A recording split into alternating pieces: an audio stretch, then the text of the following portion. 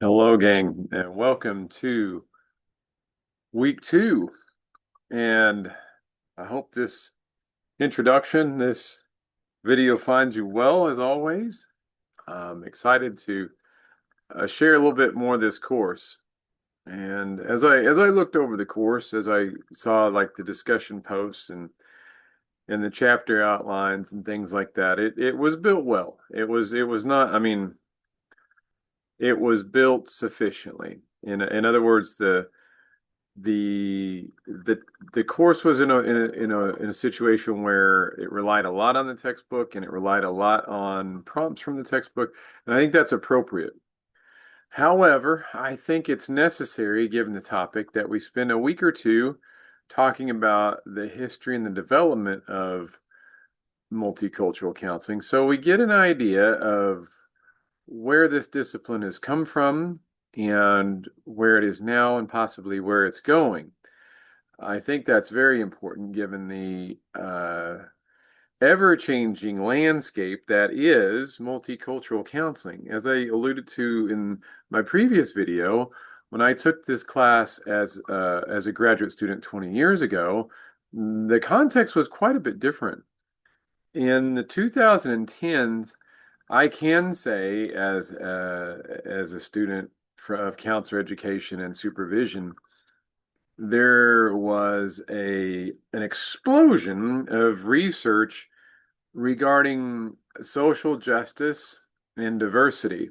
Now, that's not to say that there wasn't a very fertile understanding of uh, of how groups function, of how maybe cultures get along.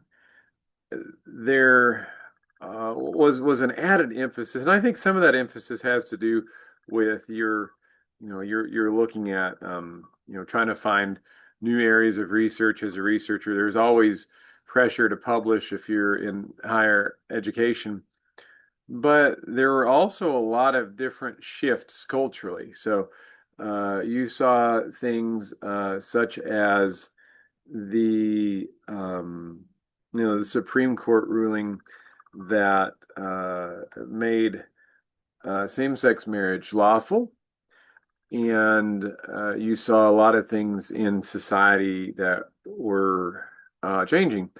But there are also some things in society working over and against those things politically. I spoke a lot to those in the literature review in my own dissertation.